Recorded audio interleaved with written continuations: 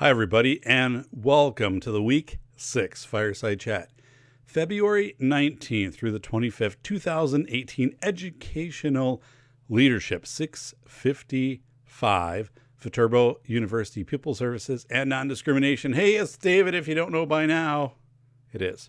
And I want to welcome you to Week 6. We have Week 7, where you'll be making posts to class, and then after that, you'll have your block of about 5 weeks to research for your final project for class. So first of all, great job posting. Everybody's been very active. You've been sharing so many documents. Thank you incredibly for that. I've instructed this class 15 years, have not before had a class share as many documents as you have shared. It's been awesome. So thank you so much for doing that. Your FEMA certificate will be due, so make sure that you get in, and I would say block off 2 hours to complete that Instant Command 100. While you're in there, check out the other FEMA courses which are offered. They're all for free. I think they're very well done. I do have one that I reference once we get into this. But again, I want you to do that to have an understanding of how your school might interface with fire, EMS, other emergency providers, Red Cross, so forth. Consider that from the perspective of special needs students with autism, students with medical needs, and how they might need to be transferred into those other locations, and then how they might need to be supported into those other locations. So that's why I want to bring this up, because it is something that, do we take the medications? Do we not? Of course, we want to take the medications. How readily available are they? Are there certain almost like fidget bags or things like that, or transition items that we can have with students with autism if we are going off-site? Just things like that to think ahead about. I think those discussions will serve you well in the time of need. And then also with the emergency responders, if there are any interagency drills of indicating, we might have some students with autism, we might have some students with medical needs. So we would need to, how would we best be served by you as the responder once we're off location in a safe area? Then, that you are able to provide us with assistance for students that, again, might have special needs. So just a discussion to have, just to put it out there and to understand how that happens. I think a misconception is that schools need to do a lot of planning deep into an emergency situation. When I say deep, I'm talking about like 15, 20, 30 minutes into a situation. Really, that's not the case. Once you get through like the first 10 minutes, it typically then is your responder on scene, which is police, fire, EMS, whatever, and they're taking control of the situation. They have it from there. And then there's a partnership with the district in communicating out and making some decisions. But really, if it's going to be like evacuation because of a gas leak or something, that's going to be turned over to your fire department. You're not going to have a lot of say in that. So, and what your safe perimeter is and how the evacuation even happens and things like that. So, all of the Bruce allergy plans have been graded, and I entered your grades. All of your course grades are up to date, so you can go in and check the grade book. I have not returned the Bruce allergy plan yet to you. I will do that soon, so it will be in the same upload box that you uploaded in. One person uploaded in, but uploaded it. I will return it individually to every member of your group. So great job with the allergy plans. And a couple thoughts as I went through those, a couple things I noted.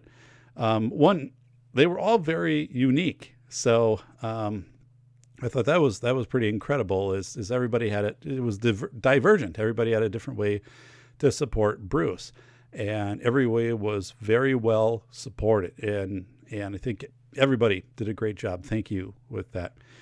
Some thoughts. One is your head of food service is going to have a primary responsibility in making sure there is not cross-contamination in the preparation of foods, and also kind of within the maintenance of the lunchroom, meaning, like where kids are situated, how foods are disposed of, and trays and the food on trays and things like that. So don't underestimate the role that the food service person should have. In districts I worked at, they were very proactive, and this was their job. I mean, so what I would do is I would sit down and we'd have a discussion, tell me about your cross-contamination, but I was not their supervisor. They reported to buildings and grounds, and they had state, level reports and trainings and obviously inspections that they needed to pass regarding preparation of food and cross-contamination. So that's one of the things you don't have to, I wouldn't say worry a lot about, but it's one of those connections you make, and then it's like it's their job to do that. So it's like, tell me how you do this, because, and if they say like, well, you don't need to know, I say, well, yeah, I do need to know, because I get questions from parents. We have students with allergies. We put plans together, and people ask about how things are prepared, and what are your cross-contamination. And this even goes to buildings and grounds, like buildings and grounds when they clean tables, if that's what they do, if they clean the tables in the lunchroom, and put the lunch tables away, is there a certain table that's designated as peanut free? And then that has its own bucket, its own cloth, its own cleaning stuff that doesn't then go table to table. So these are things which you can get the answers to. You can have these communications, but that's where I don't think you need to take those on. And I would recommend that you don't take those on. You have enough to do already. So, but that's where, again, identifying the roles, and then that maybe email going back out from you saying, thank you for meeting on this date and explaining, cross-contamination with me, that I have a lot of parents with students with allergies that we provide different levels of healthcare plans for, and other kinds of plans. And to know this information is helpful as we have those discussions and whatever. So if you have a bus contract, so there were some questions on the bus. Like, does the bus driver administer an EpiPen? Do they call 911? I guess it depends. I mean, they should, but it's going to depend upon if you contract for your bus service or if you have your own bus service. Because if you contract, some bus services will say, we're not having our drivers do that. It's not part of our bus contract, and we have a harder time hiring drivers if they know they're going to be required to do an EpiPen. So our procedure is that we dial 911. They can call dispatch. We know where the bus is because of GPS systems, so emergency responders can get to the bus, but the bus driver will not do an EpiPen. Well, if that's the position of the bus company, and if they are not your bus company, if they're your bus company, you can change that pretty easily, but you can get it changed. If it's a contract bus company and it's in the contract, or it's not in the contract that they're going to do that, you have to wait till the contract goes around, try to get the board to reopen the contract, or you have to do a measure such as putting if there's a high risk of somebody having a reaction, you would need to have somebody on the bus. So I think the sensible thing is to know your bus contracts, and that the bus driver would, that the buses would be equipped with an EpiPen as part of the first aid. And if a bus driver did feel that there needed to be the administration of the EpiPen, would administer, and then 911 would be contact. And the bus company itself, whoever is in charge, whether it's your district, your head of transportation, or it's who you contract with, they go through training with your bus drivers. Again, well, what if a student had a medical event, a seizure, something like that on a bus? What would be your response? So that's something you want to become aware of. Maybe sit down with your head of transportation, whether that be in-house or contracted, and just get that information from them, and really understand, I think, too, where that EpiPen is, and if are they doing any administering of 911? Are they CPR trained too, or are they really, is their job to call 911 and then wait for 911 to get there? So again, just things to be aware of. One of the things none of the groups mentioned for Bruce, and I thought this was interesting, just for the fact that I've seen this almost in all lunch systems right now. So students coming in, they type in their 5-digit whatever code that they're given, and then their they're charged for their lunch, or it's free, whatever, they're counted for eating lunch. But then if there is an allergic reaction that's been documented, that it pops up on the screen, and then it usually is redundant where it pops up there, and then it can pop up like in the kitchen area. So when the student goes through, like I've seen a lot of systems actually like that. So I'm not sure if any of your schools have those in place or not, but it immediately happens of when the student types in their code, it pops up and it says, this student has an egg allergy. So, just so you are aware. And again, it's an extra awareness, thing that goes in there. So, the grooming video, I did the 2-hour video, and I just shared that in class. So if you want to watch it at some time, I think it's enrichment. And that has been shared also through awareness podcasts and through other media. But that one will be out there forever. The 2-hour one, it's part of the Safety Doc podcast. But information I've found helpful too as a parent, but also as an administrator. And earlier today was working on some specific terminology, language, drop-down boxes with the interface system, the company I work with, on that of how we can help that to be better reported, because again, it's less than 2%, less, 1 out of 80 to 100 cases of human trafficking are reported. So that gets to be, here's a question I guess I want to ask you. If you were to propose this to your administrative team, say, like I'm taking this class, I've got a lot of information here on child trafficking and grooming, like this is happening all over the place, and I think I would like to give a presentation to the school, or can we bring somebody in to give a presentation, or could we show like this 20-minute video or something, or whatever. What would your school, how would your administrative team respond to that? How would your school board respond to that? Because a lot of school boards are saying no, like we don't want to talk about this. We don't want people to come in at night and do presentations on this. And administrators are reluctant to do this. And I think it's a very hard time, obviously, to be an administrator, because there are so many things which can be lightning topics. And this could be, it depends if your board, your community, how they perceive this. So again, I've done the video because I think it's very important to do, and working with Hector and working with the others I've worked with. I think it's an essential information to put out there right now.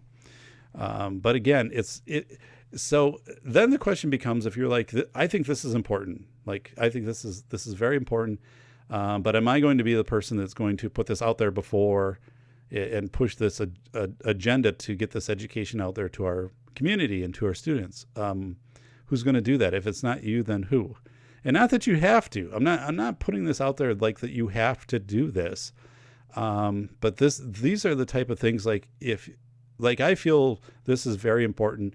And so I made the video, and I've had a lot of very positive responses. I've also had some responses that haven't been positive, not regarding necessarily anything with the quality or the design of the video. It's just like the content of, like, we don't need to be talking about this. We have this doesn't fall in the priority list or whatever. So yeah, I think that's where, as a director, you need to be aware, because that's not a trend. The eating Tide pods is a trend. Like, that will go away. But this is not a trend. Okay. A number of you talked about child protective services during this past week in the threads. And I think I felt so much like wanting to have child protective services present from their side, and not to give an excuse, but it's like, it's hard to understand how they function, because a lot of it is, saying, well, we can only share this much with you, school, for reporting, but I would like to know more about how they function. So I do know a district that asked some people from Child Protective Services to come in and present about how they function, and just to do that, not to be put on the spot or anything. And that was helpful for people to understand of what the processes, at least that they had to go through. And then, what were things that got more streamlined, and what were things that got, were harder for Child Protective Services to process, because of certain things that we were never aware of. So it's very interesting, because I had a principal in this class, maybe 2 years ago, tell me that she knew a child didn't come to school, maybe first or second grade, knew that the child had like younger siblings, went to the child's home, and the child, there wasn't any call in that the child was excused. Went to the child's home, went to the door, and the child, I think, brought a counselor with her, and the child answered, and then the principal said, "Is there somebody else here that I can talk to, an adult?" And the child said, "No." Close the door. And then the principal called Protective Services, and also called Protective Services, and said, I'm outside this home, and this child is in here. It says there's no adult, and I know there are younger siblings also, and I will wait here until you arrive, or you dispatch police. But I'm making this call, and Child Protective Services was not responding to this person. It wasn't a good conversation. And then this person said, well, then I'm calling, 911, and I'm going to wait here until 911 arrives. And it did happen that somebody from Child Protective Services and 911 also kind of arrived at the same time to this home. But it was something where it was unfortunate that was a relationship the principal and Child Protective Services had, because there were things in the past that had been rocky. There have also been things that had been very successful between the two that she had talked about. But if you get to the point where you don't call because you believe nothing's going to happen, you just can't get to that point. You just can't let yourself get to that point. Always have to report. You always have to do your mandatory reporting, do what's in the best interest, the power that you have, the control you have over it from your side. So please, always do that. Some shout outs. All right. Jeff, you reported that everything is bullying when it comes in, as far as like the harassment claims and all of that. Everything kind of goes into this big, this everything is bullying. All right. So yeah, my perspective on that is, when Act 309 went through in Wisconsin, requiring schools to have anti-bully policies and then also procedures to handle bullying, and that wasn't that long ago, 7-8 years ago, that really created this massive funnel where everything kind of did become bullying, and then it was the administrator's job to take whatever came out of the funnel and decide what was bullying and what wasn't. So yeah, and also thanks for sharing the bullying, the reporting form. I think things like peer mediation can help with that. Understanding what bullying is, what like hurtful teasing is, what peer conflict is, all of those types of things are very helpful. Restorative classroom circles help a lot. It's just getting periodically, maybe once a week, everybody in a circle, and the teacher facilitates it on, anybody have anything that they want to talk about, or anything that is bothering them, or any way that we could be better as a class or something like that. And then people can talk up, or talk, bring a subject up, and they can be a circle, they can be supported in that. That can usually be pretty well. And the teacher sometimes can say things too, like, I'm not sure we've been showing the respect in the hallway that we need to show. And so I'd like to see us be showing our respect of, hands by the side, that we're getting to places on time and whatever. Or I've seen some rough play on the playground. Has anybody else seen that? Or how do you feel, when there's rough play on the playground? Has anybody felt, can somebody tell me, how that makes you feel, whether you're involved in it or whether you're watching it?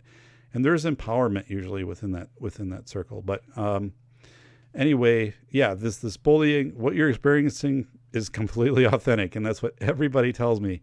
Everything is bullying.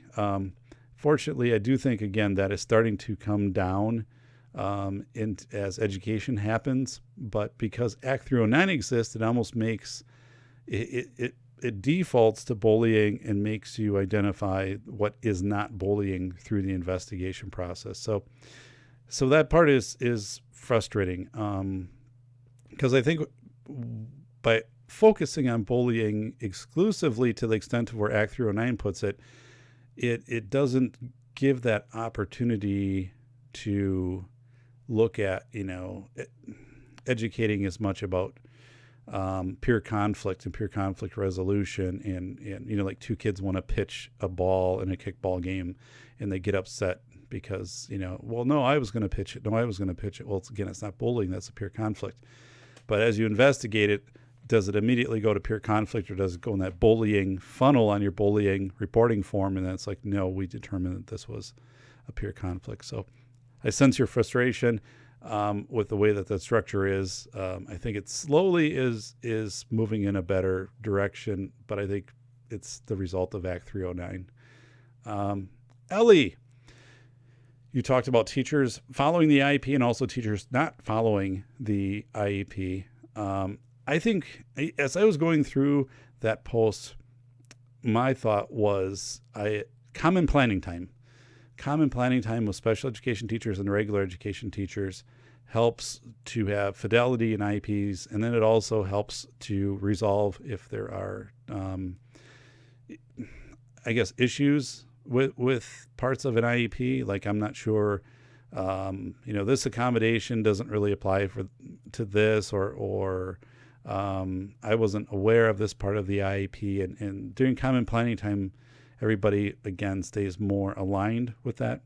So if the school doesn't have it, then it requires efforts to try to get common planning time, and that might take an entire makeover of the schedule, but it happens. I've seen schools do this, and schools definitely can prioritize common planning time and professional learning communities and so forth. But one of the things of common planning time usually is you get better compliance with following the IEP, because it is being, as lessons are being developed, the special education teacher and regular education teacher are together for a portion of that time.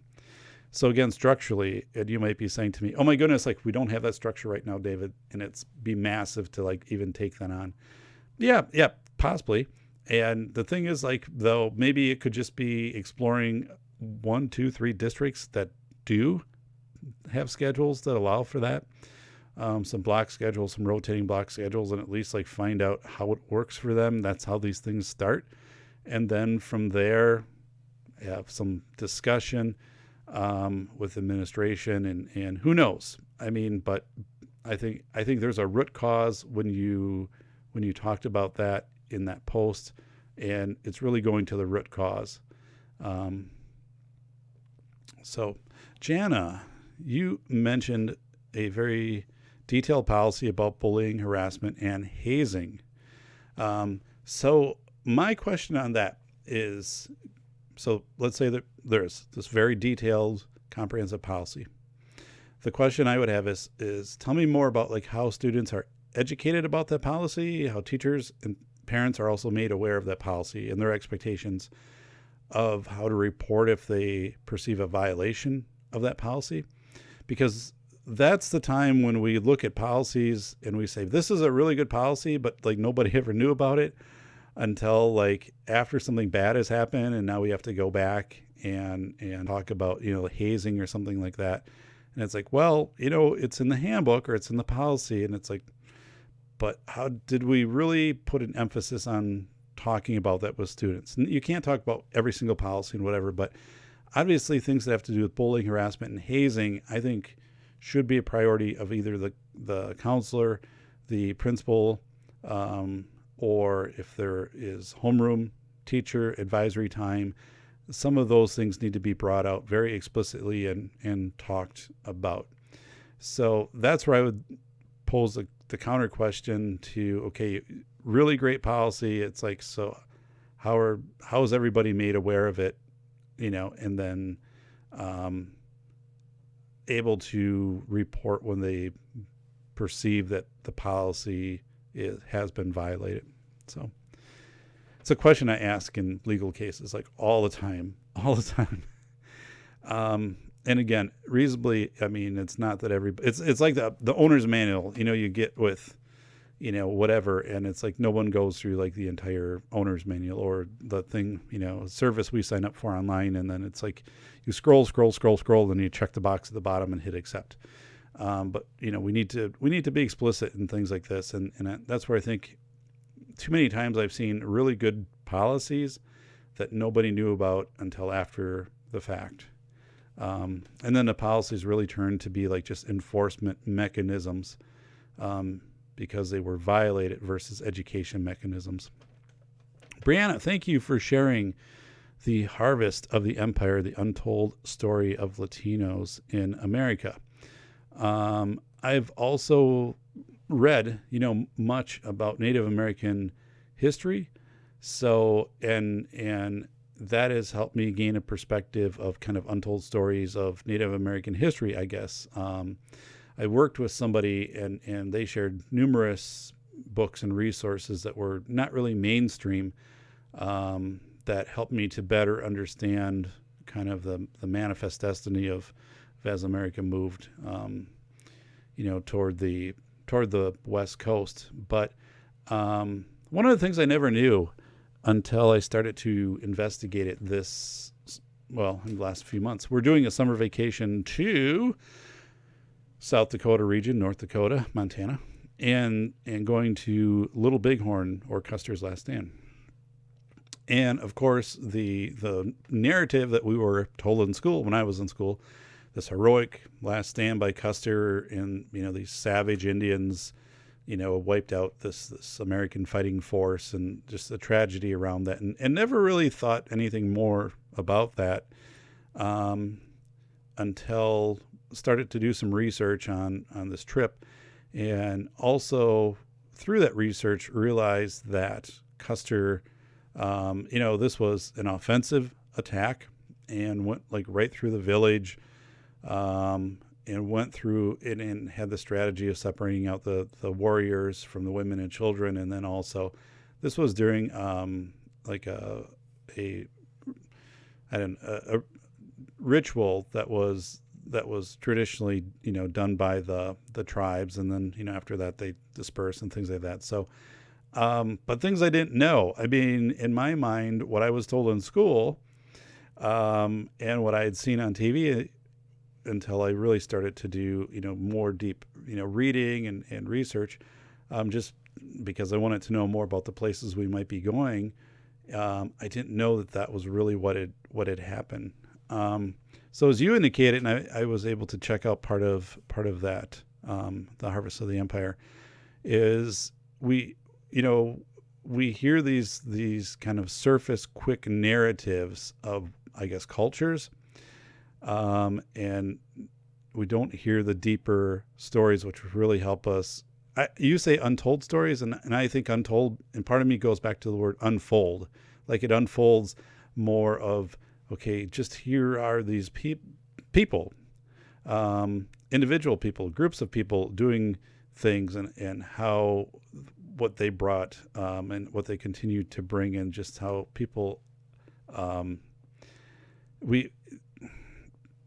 also the fact of, this effort of trying to categorize, people, years ago, and now, I don't know exactly where I'm trying to go. I really liked the video, though. I think we have so many of these untold stories, of cultures to share. So I appreciate that greatly.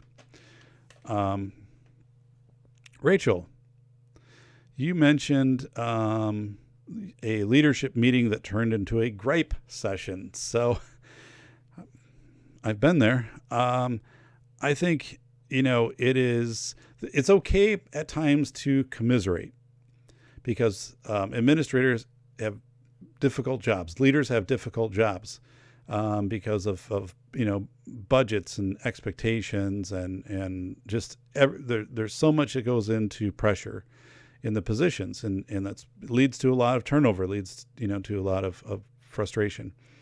And one of the things is it's okay to commiserate for a short amount of time and then get that out and move on. Okay.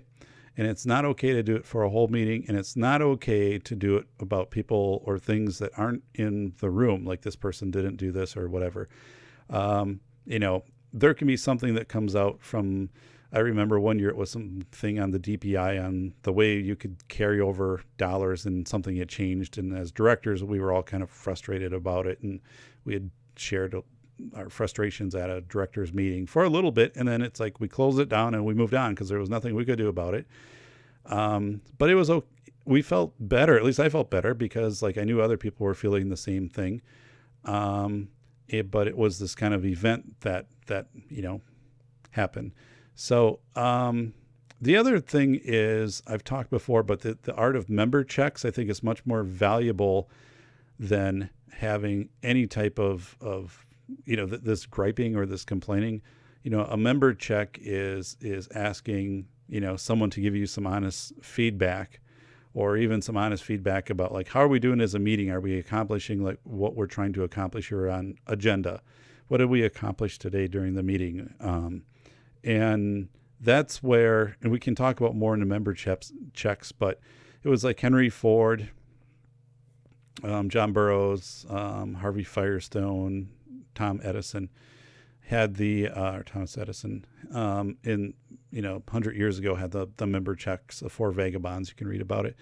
Would go out and give feedback to each other, and that was very helpful. So I think that comes into play, member checks, but people have to be vulnerable and honest. But yeah, I personally, I really don't hang out with people that engage in the gripe sessions, and that I have the voluntary ability to probably not put myself in those situations.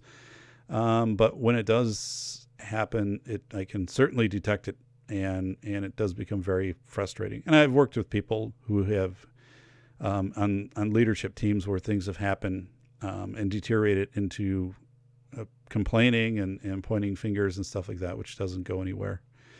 So, usually, again, people are frustrated or uninformed. So seek, to inform people, and it's okay to commiserate for a little bit, but then move on.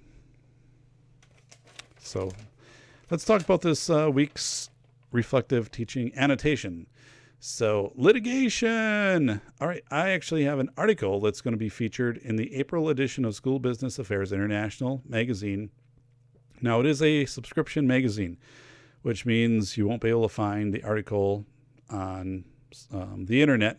What I'll do, though, is they will email me a copy of it, and then I'll post that in class. So I do talk about the litigation process as it relates to schools, specifically to school boards, administrators, and teachers. So good things to pull out of that.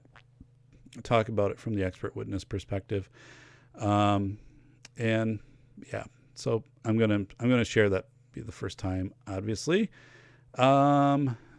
Revenge post on social media. Most policies already for bullying say there will not be revenge or retaliation. So it's important to make sure counselors are saying that extends to revenge posts on social media, whether that be, pictures, or, whether it just be post about character or, whatever it is, but that you're using social media versus, the retaliation that we would think about 30 years ago, which might be beating somebody up or keying their car or, throwing a rock at their window of their house or something like that. It's gone online. So, be as explicit as possible in handbooks, at least with that bullying and non-discrimination section or those portions, and ask questions. So those are things, again, I think will serve you well to explain to staff at the start of the year, at least those sections of a handbook, and then also have your counselors or your classroom teachers through homerooms, whatever, explain those to the students and then ask questions for understanding. Again, not that you have to go through the entire handbook. You can if you want. But I would say definitely those parts of the handbook that you would want to go through. And insofar as like, here is the reporting process, that if you can document that you have explicitly done that, that will help you out a lot. Plus, I mean, it's just a very, very good practice. So I've been observing a lot of threats following the February 14th Parkland, Florida shooting. So it's important, I believe, to react, obviously, to those if your school is involved, but don't overreact. Don't overreact. So here's what I mean by don't overreact. After the Sandy Hook shooting, a number of schools, and I was an administrator at this time, so I know what was happening. The pressures that we were receiving from, parents and tons of email and community. And it was like, we had to do something as a district. And it's like, well, we have always been doing something. I mean, we've always been doing a lot of things with safety. It's not like suddenly because of Parkland, because of Sandy Hook, now you do something different. But a lot of districts after Sandy Hook, a lot of districts sent letters home saying we are going to review all of our safety policies and our practices, and we're going to beef up security at our schools and whatever. And I don't think that made a lot of sense, because those are all things that should have been your standard operating procedure anyway. It shouldn't have taken a disaster, a massacre, to prompt you to do best practice in school safety, because at that point, nobody knew anything different. There wasn't some specific weakness that was revealed by that first couple of weeks after, or that first day, first 48 hours after Sandy Hook. It was, somebody heavily armed that got into a school. Okay. So that is, that is definitely something you want to be careful of, because in one of the districts, that was communicating with me, like, they were getting pressed to hold forums in their performing arts center for the community. Well, all that turns into then, and like, here's how we do safety. Well, there's certain things like safety, those are your operations. Like, you don't need to be telling those explicitly every single step to the community. And it opens up where the community can start to ask a lot of questions and start then to form like a lot of, not questions as much as put forward agendas. Like, we should screen every kid who's going to be a shooter out of the school. Every door needs to be bulletproof glass and whatever. And again, I think you react to staff. I think you can have, documents of saying, here's ways to talk about this with kids. The American Psychological Association does that. Like, your school psychologist, their group, has really solid documents with that. But as far as like, these overreactions of we're having this, school meeting and all of this stuff, it's like Parkland wasn't whatever district you're in. Sandy Hook wasn't whatever you're in. Now, with that said, I think as an administrator, there's some value in your administrative team getting together, like after Sandy Hook, and saying, a couple days out, how might we have handled something like that here? What were some things that surfaced right away? Well, we know like there was a lot of congestion at the site. So again, letting parents know up front, that we need to get EMS in, and not that everyone, of course, is going to listen to you, but to say, we will have a defined staging area that we will tell you. The fact that Parkland, the shooter tried to blend in with other students, is very important, because that is something you have to expect when you come into an active shooter situation, that there's multiple shooters. And maybe there's some that are latent, that they are just waiting there. Maybe there's going to be a group of 5 or 6 shooters, and one is doing the active shooting, and the other 5 or 6 are waiting a minute, and then they're going to come in. So it's one of these things where, again, react, but don't overreact. And I was in a situation, I think, where we were pressured to overreact, and we did. And I don't think it was the right decision for the district to do that. Because again, I mean, it's one of those things, if it's a practice you should have been doing and there wasn't some explicit weakness that was identified, then I don't think there's a need to what I call this projected benchmarking thing of like, and this happened too after the shooting in Vegas, October 1st. The Madison News went out and started to canvass schools in the area and say, well, what do you do for security, or what would you do if that happened here? Well, you're comparing completely different scenarios, in all nighttime, daytime, and just completely different scenarios. And it's like, you don't do that. Okay. You just don't do that. We always are striving for safety. We're aware of things that happen. Trends, one is, I think, vehicles for one. And I was interviewed by Sinclair Group. They contacted me right after the shooting and asked if I would do a piece out in DC. And I talked about, we just have to be aware of too, that what hardened targets are and what soft targets are. So I'm more probably, I would bring more awareness to the fact that since in the last 18 months, we've had cars used as weapons, nice France, for example, but cars being used for weapons. So maybe when we have pickups and drop-offs, that we are positioning, buses or other things to make sure that as students are getting picked up and things like that, that we limit access to those areas. So we can't have anybody drive through. That would be something that would be new. That's something that is new to the narrative, and could be shared out, through, the school news, definitely through like a school newsletter, something like this. Is, parents, we've been examining whatever, we are changing some things, and it might cause some longer times for loading and unloading of students, but it is in the best interest of our students and our staff that we do things this way, and we will continually evaluate, this situation to make sure that we are keeping our students as safe as possible as they arrive at school and exit school, something to that effect. Tabletop exercises. Hey, they are awesome. There are many books out there for tabletop exercises. I loved doing those. FEMA actually has a course, IS 120C. So the same thing you went into to do IS 100, they have IS 120C, and it is called an Intro to Exercises. So check it out. You can do it for free, and you can get some really great resources for tabletop exercises. I talk about hyper-realistic drills. I'm not a fan of those. And I believe one is that they cause significant trauma to a lot of people. There are a number of lawsuits out there. Some of your schools do go through these types of things. I'm not for it. I'm honest. I've been on the record for that. So that's just not where I'm at. If you're for it in your school, then that's, we have different opinions on that, and I honor your opinion on that. I'm not for that. I have never seen the research to support that.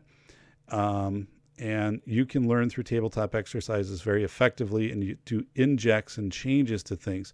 This whole thought that once you go through like some hyper-realistic activity, you're going to remember it and remember how to do it. That hasn't been proven out by research. At least the studies that I've looked at, that is not the case. That also never is the case when I've gone through thousands of pages of deposition in court documents. Time, it's just, you can learn anything. And if you're not doing it on a very frequent basis, practicing it, you're going to lose that skill. So anyway, just to be aware of that.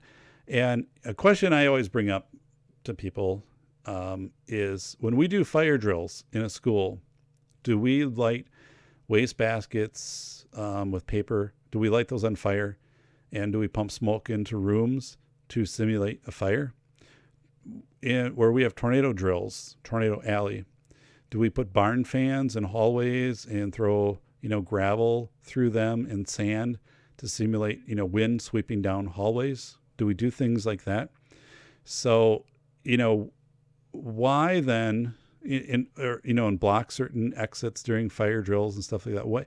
So we've never done things that way. We don't do things that way. But yet, now we're into this hyper realistic drill thing of people, lying down as if they've been shot and things like that. And so, yeah, I guess I have not seen the empirical research.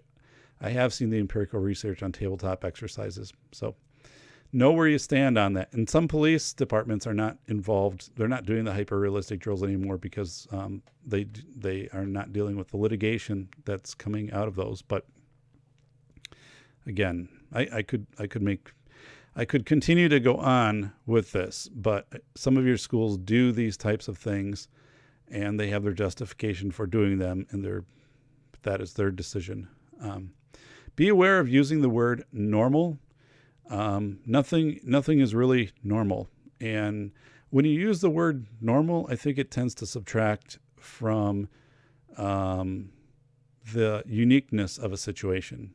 So, but again, nothing is normal, like, oh, that's just normal behavior, or that's, this is normal, whatever. I think it's like, we're going to look at this as an individual instant, or as something individually, done, engaged upon by the student. But yeah, when you create a normal, it gives a sense also that there is a not normal. So it's just like we're going to understand the process. We're going to understand what happened. I think that's the way to describe things. Buzz videos that kind of go viral, things like, now, and it's kind of fading out quickly, is the Tide Pod Challenge. I did post it out there. Priscilla had a really nice response to it. Like, do you respond to that or do you not respond to that?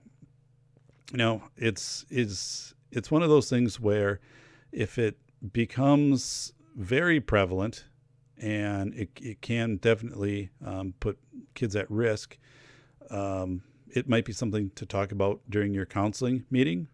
Schedule a meeting monthly with your counselors, psychologists, whatever, and have this shared, or it could go home, but I mean, in a newsletter, but have it shared. It can be something that there are some discussion points that are brought up, that teachers can introduce that and talk about that, kind of briefly, but just of, hey, there's some aware of this. What do you know about this? What's going on? And here's some very serious, dangers of doing something like this. And, please, people do things like this to get, ratings and to try to make money. And that YouTube's actually done a really nice job.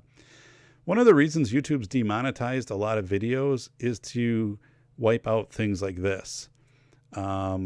So that has helped, because people who are trying to do some challenge, whatever, I went online, I went on YouTube and I was searching. I mean, there's the Tide Challenge. I mean, there was one of like drinking so many gallons of milk until you puked challenge. And I mean, some of those are less serious than like the Tide Pod Challenge. But yeah, these different challenges, and then they try to go viral and try to make money off them and grab fame. And now, of course, that's not happening, or to the extent that it was, and people aren't getting that reimbursement through YouTube for so many views and so forth. So I think that's starting to regulate itself out, which is good. And also research. Hey, research always helps discussions. Not that you want to come off sounding like everything according to this study, according to this, but to put in a few stats to back what you're saying, I think is always helpful. Jurn.org does a nice job. I think it's jurn.org. It's combat. If you type in JURN plus research studies, whatever, you can find a lot of studies. Go to reputable sources, the CDC, any of the Department of Ed websites, things like that. And it helps to anchor things to numbers. And if you can get some local numbers, that's great too. Like if someone if you can talk about like your local attendance or, whatever it is, those types of things really help when you have discussions. I took actually a Google Ngram I was on public television after Sandy Hook, and that presentation is in this week. So it was in May 2013, and that was actually aired across the U.S. and Canada 8 times. But I did a Google Ngram I showed during that one, and during that video or presentation, I guess. And the Google Ngram, I think I had the words school safety, bullying, fire drill, whatever. And a Google Ngram will show you how often that word is appearing in publications. And you could see like the word bullying, like was all of a sudden it hit like 1995 and it just spiked. And, you could kind of see like fire drill or, school fire, whatever, kind of start high and then like kind of tail off and, like tornado, whatever. And so anyway, it made sense of why we were hearing less about certain things and more about other things. It seemed all of a sudden, but yet, a Google Ngram was very helpful of like, why are we hearing so much about this right now versus like we weren't hearing so much about it later? It's like, well, because it's just saturating everything that's out there. That was really helpful when I did the presentation. It was also interesting too, because we started to see like fire, like school fires or whatever, trail off around the 30s and 40s and then start to go down. And the fact, because we just weren't having fires. I mean, well, the last significant fire would have been Our Lady of the Angels in 1958. But then after that, just, but yet we didn't have policy changes to correspond to that. Like most schools are required to do 6 fire drills a year, documented 6 fire drills. Not all schools in the United States yet are required to do active shooter or intruder drills. And some schools, even where we know there's frequent tornadoes, are only required to do like 2 tornado drills. So this fire drill goes back to, that was put in place 100 years ago and reinforced but yet, the fact is we probably don't need to have 6 fire drills. We probably could have 4 fire drills and then change that to be like 4 intruder drills, something like that. So it's one of those things where we stick with a practice which isn't really that prevalent anymore and doesn't need to be prioritized, but we have some other things which are happening which we aren't matching our practice to. I put together, I shared some sexual harassment a notice and then also a findings letter. And the findings letter, and this was done, I did this per like what the policy was at the time. I was assigned to be the one to investigate and then to write these letters in these cases. The letter becomes a record. So my finding, my interview notes, all of that becomes documentation. The letter, though, is the record. The record is what legally can be obtained, okay, like through a subpoena or something like that. So again, the letter is a record. Think of that as a legal term. My investigation notes, all of that, that's documentation. The 5-year Pupil Services Non-Discrimination Report, kind of, it's older, but you can type in, all of your districts have done them. You can find them. They're supposed to be on your website, and I believe they're supposed to be on your website. And the DPI has all of them too. I don't know where they're exactly housed, but they're supposed to be very accessible. You can type in, I found some like right away. I enjoyed it. That was my job as a director. Might not be your job to do that, but it was my job as a director to do that.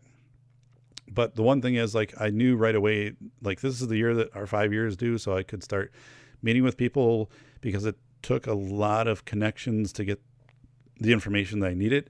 So I enjoyed it, but it takes prep. So like, you don't want to find out, like it's, April 4th and I haven't started on my pupil non-discrimination report. It's one of those things you kind of start at the beginning of the year. And again, I enjoyed it. I enjoyed it. And it's one of those things you can get people involved in it, counselors, athletic director, and so forth, and then do a report out to the board. And I think it can be a very positive experience for you as a director. I have the document grading students in inclusive settings. That helps because I've been in schools where there's been discussions. Should we include students with disabilities who've received accommodations on our honor or on our school ranking at the high school? Because what if they get a scholarship and someone that didn't have accommodations didn't get a scholarship? So, those types of questions, or, when is pass fail appropriate? When is it not? I was, again, in a school, in my CISA days that every student with a disability at the high school was pass fail. That was just their standard practice. And they moved from that to a regular grading system. So I think this helps give some options, gives you some dialogue around that, if those questions come up. OCR interview. So I did that a couple years ago, and it's fast. It's important to document motivating factors when you're investigating harassment and due to was it possibly due to race, creed, sexual orientation? What were the motivating factors? You'll be asked in your report to OCR to document, to put that down. So I talk about that in the OCR interview. I also talk about how all the states are very different in what they require you to document. Like, one of the states had like 100 and some different behavior terms, literally. And that's in that video, and Wisconsin doesn't have as many. But so when you look at national data for school discipline, suspension, expulsion, behavior, and all of that, it's pretty useless, okay? Because not everybody's using the same reporting terms. You don't have inter-rater reliability, even between schools, and certainly not between states. So I'm not a big fan of that stuff at all. And I think that's important to, again, bring home to your school board, and to your administration.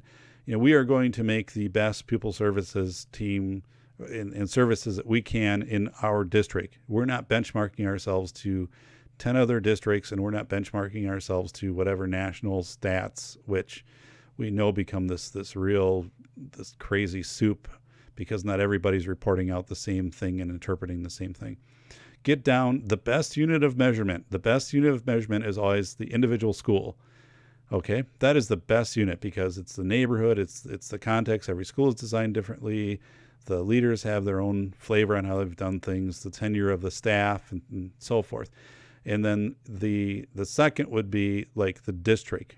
But it's really not, folks, a great practice, okay, to take yourself and compare your district to a lot of other districts, or even a few other districts. Like, contextually, situationally, keep it very, very local. Keep that unit of measure as tight as you can. And then I also think, I think it ends this whole thing of trying to be like, that we have to be like this district or we have to be like this district. Because frankly, I've known some districts that just, they don't report things out with great fidelity, because maybe abeyance agreements is okay. So not to kick dirt on some, districts that do, and Jeff, I'm not saying like your district. I'm just saying though, like, it's one of those things you never know what's going on truly in another district. I mean, the issues that we face in every, our district, districts of truancy and, homelessness and things like that, they're prevalent in all districts and mental health needs, some to more extent than the other, but we don't know what other districts do. So to try to benchmark to other districts on things like this, I just do not think is a good practice at all. So again, that's a feel I would recommend. It's my own recommendation. If you are in a situation where that's happening, is to bring that back home and to say, we're going to be the best school that we can be, or we are now going to be the best district that we can be. And we're going to set our own base. We're going to find our own baselines, and we're going to benchmark from, we're going to show change from baseline. And it's a lot more ownership too. So, I put the full grooming podcast out there. I think I mentioned that already. I have an article about a suicide in the Edgar School District, which is the neighboring district to where I went to school in Marathon. And so the article just will show you it's a very, very small community. So that is the only newspaper in that community. And you can tell that the the positions that are being posted in the article, being shared in the article of kind of like, well, this is what the parents had claimed that they said, this is how the district claimed that they had responded. So just a reminder that, when suicides happen, to make sure that you are very careful with the words that you are using. These are very sensitive times, and also use that as a time to look to partner up with neighboring districts. Once you've gotten a month out or a couple months out on a suicide training, on making sure that you're identifying as best you can signs and symptoms. Again, not pointing out that anything was done right or wrong, but this article, again, I think it's one of those things where, as I read it, I didn't see. And maybe again, you never know what's going to be pulled out and what's going to be quoted and what's not going to be quoted. Like the article on Parkland that I did, which had a saturation rate of 37% of all homes in America, by the Sinclair Group. I mean, I gave them an entire page of narrative for that, plus like a 30-minute interview, and I had 4 quotes, which was as many quotes as anybody else had in the article. But just to also, how it's important to be, when you're in a small town, that you understand your outside resources that you can bring in to support your students in the event that there is a completed suicide. This is a single K-12 building. So, I mean, you got 1-2 counselors. So knowing your outside counselors, resources that you can bring in. So just a tragic event. I know you've probably encountered these in your districts or neighboring districts. But yeah, I've talked about it before, working as a director with your area districts and getting together periodically, maybe every 2-3 years, for a suicide prevention training that could be put on by the DPI. And then you have everybody there who probably you're going to call upon if there is a completed suicide to help your community. Plus, again, you're working and being very proactive in identifying potential signs of suicide. Suicide will still always, unfortunately, happen, but you're giving you're equipping your staff as best as possible. Number 9, counseling, the scope and sequence document. That has always been very popular. Always very popular. I shared that at so many conferences, so many meetings and things like that. But I think that is a great way, and I would put it up on the website too, the district website. But I thought it was a great way to articulate very quickly to parents to say, well, you don't do anything for bullying at 3rd grade or whatever, or once they get to 7th grade, they don't do anything about that or whatever. And it could be or mental health, or truancy and whatever it is. And you can pull that out and you can say, no, here's what we do, 4K, K, whatever. And it continually changes. And that document's very powerful, very powerful. So I would encourage you to consider that document for your own district, creating something, or when you get into that role. And it's a good way to capture what's happening early on as a director and kind of find where the holes are. Like, ooh, we're not doing much here at 8th grade or 10th grade in this, or we've got like a hole here at 2nd grade. So let's work and fill these areas in. It's very visual, very easy. It's very, boards can look at it and it makes sense to a school board. You don't have to do a whole lot of explaining of things. It's laid out. So I think a document like that, I mean, it served me well so many times in parent meetings, so many times, and at principals, help them out too. But I would strongly recommend that you consider something like that. And it just gets and it always grows. Like, you revisit it maybe, once or twice a year and just say, what are we still doing? What's new to this? What needs to be changed? What aren't we doing anymore? What needs to be recategorized? And then you create like an updated version. So It's really good.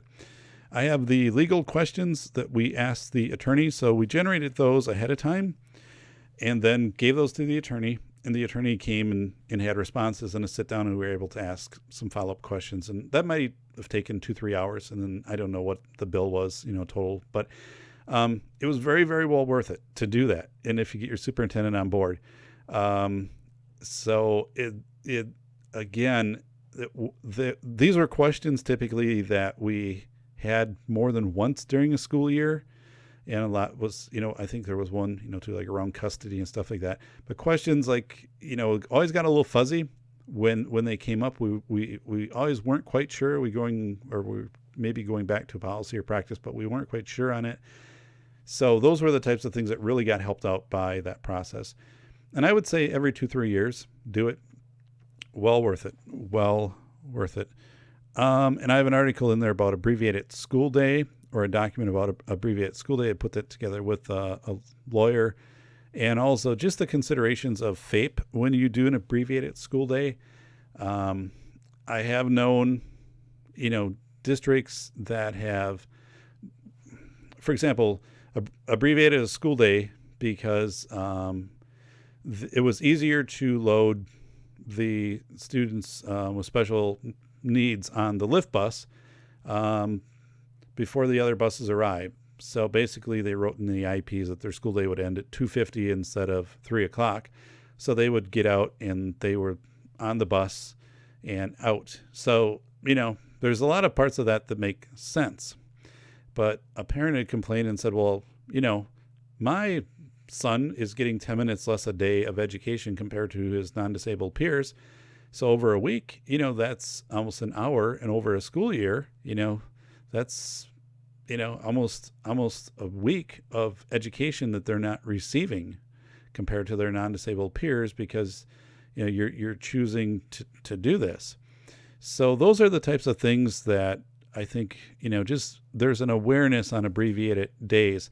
And the whole thing of, when you abbreviate a school day, it's really hard.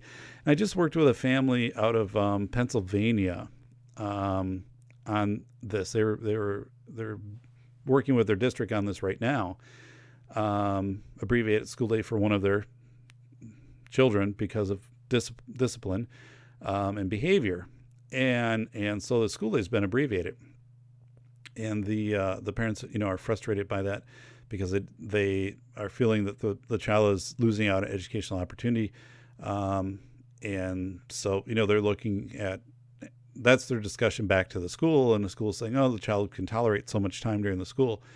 But what's missing in this whole dialogue, at least per what the parents have provided me, is there isn't documentation from the school, like time on task documentation or anything to objectively say, yes, like by 3 hours in, the student is exhibiting significantly more negative behaviors, and whatever. And this is our justification for going with a shortened day. It really was, none of that was there. So that was our first talking point of, there just can't be a unilateral decision, even without an IEP team, of saying, no, the kid's done at 11 and a bus will come and drop the child off at your home, even though the non-disabled peers are here for the whole day because of whatever's happening with discipline. But then, we don't have an IEP, we don't have a meeting to discuss it, we don't have an FBA, behavior support plan, we're not doing documentation on frequency of behavior, not having a release of information with outside providers. So it was things like that came into play. But it's tricky, abbreviate days, because too, you can abbreviate a day, and even for like very, very good reasons, have a day abbreviate, but then it's harder to lengthen the day. That's always the hard part. Like the easy part is to abbreviate it, but then it's like, well, how do we go from 3 hours a day to 4 to 5, 5 to 6, and eventually back to a full day? So that's the thing that, you have to keep in your mind is the moment you abbreviate it, I think you need to have a plan in place of how are we going to get back to a full day. And it can't, the DPI came out pretty strongly and said you can't put all these things in place where a student has to earn their way back. And there is a document you can exclusively pull off the DPI website about shortened days, and that'd be the document that I would recommend that you go to, about a student you can't put a plan together where the student has to earn their way back. I'm going to kind of leave it at that because the document goes through that very explicitly. And just to know that that is out there, that DPI does have an abbreviated school day document that you want to become familiar with, because it can be a discussion of a denial of FAPE if there have not been measures taken by the school to have a justification of the decreased school day. So that's it, folks. This is week 6, and we'll do week 7 fireside chat, and then after that, that'll be it. So please continue to be active posters, and I can't believe we've had all the rain we have. The sleds in my garage, my girls were able to sled one time this year. That's it. So I'll be taking them back down. Sledding Hill is bare. Doubt we're going to have any snow to do sledding again. So weird, crazy. So, wow. All right. Hoping that everybody's feeling well. And, you know, we get past this flu that has been kind of in the schools. And I don't think we're too far off. I've been looking at the forecast and there's some warm temperatures. So that's going to be, personally, I'm going to like it because I can get my bike out. I can get biking. Wow. I was running the other night, little black ice. Had a couple times, a little slippery. Didn't fall, but I was like, whoa, little black ice out here. Not sure. So, all right, take care, everybody. And again, let's have a strong week. We'll get into week 7, and then you'll have a break to focus on your final project and research. And hey, all the grades are in. Your plans will be returned to you by Sunday night. Your allergy plans. Thank you.